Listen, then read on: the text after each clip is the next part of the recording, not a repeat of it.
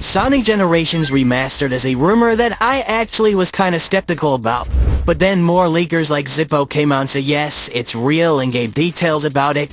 And the person that tweeted this on Twitter announcing that Sonic Generations Remastered is basically a thing, also announced a couple other things that would be showing up in a January 31st State of Play. Whoa, what do you know? Sony just announced at January 31st State of Play, a day after the leaker said this. And they also mentioned 2 games that the leaker mentioned was going to be in this State of Play, which includes Stellar Blade and Rise of the Ronin.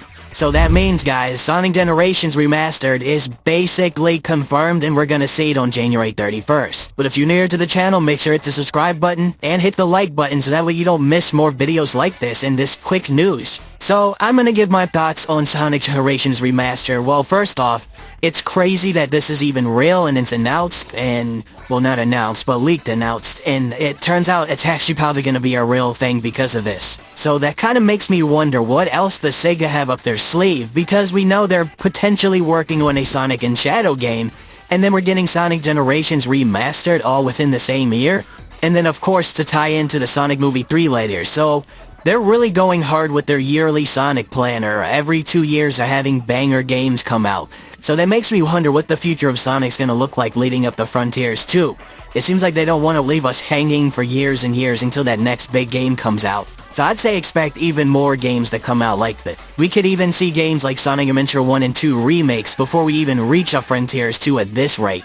But I think the elephant in the room to talk about here is the game actually ending up like Sonic Colors Ultimate.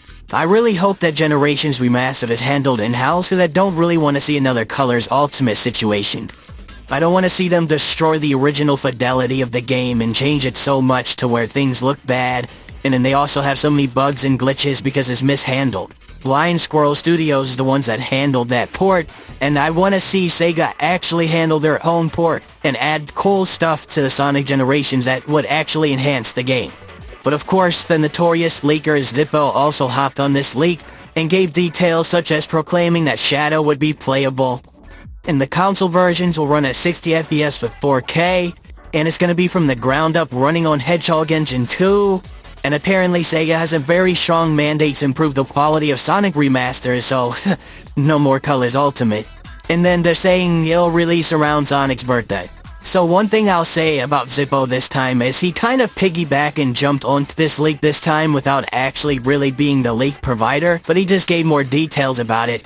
And if any of these details are wrong, I think we'd be okay to riot about what he's saying this time, because there's only so many times I feel like I can defend Zippo, because he usually does point us in the right direction of the leaks, and it's not like he's usually super far off, but this time it really feels like he just hopped onto someone else's leak and added more details to it. If any of these are done, I think for me personally this might fully make or break anybody's trust in Zippo, to be honest. So we'll have to be on the lookout for that on January 31st at the PlayStation State of Play. But overall, I do think the best thing about this is that Generations will be getting a better PC port, because the PC port is so old and you need a separate launcher to even configure the settings. It's kind of out of date, and I kind of feel the same way about Sonic Adventure 1 and 2. If they all had updated ports that just had better PC compatibility, that'd be great, and also these games aren't on modern consoles at all, so that would also be a great way to just bring them back. The only way you can play this on modern consoles is through backwards compatibility through an Xbox, but at the end of the day, that isn't the same as having a native port to the console, because that is emulation, I believe, or just backwards compatibility, whatever Xbox does to make that work. But all in all, get excited, and if not, this could be the biggest troll in the history of mankind. If that tweet that person posted just threw Sonic in there just to rile up Sonic fans, even though they know for a fact Sonic isn't in there, but the other stuff they leaked is in there. That would be an insane pull of our leg, and honestly, I wouldn't even be that mad. It would be whatever. But I'm just happy to see that it's probably confirmed, and yeah, so I think I'm kind of excited. As long as they don't mess up the port, I think I'll be okay, and of course I'll buy a day one of Sonic Generations. You probably will too, especially if you're on PC. It is interesting to see this game get a port though, because this is like one of the most modded video games in history probably, and especially in the Sonic franchise, this game has so many mods and so much craziness has been done in generations, and to see again an official treatment from Sega is really funny. But yeah, here's the hoping everything turns out good for this game, but in the end, make sure you guys subscribe and take care, and I'll see you guys in the next one.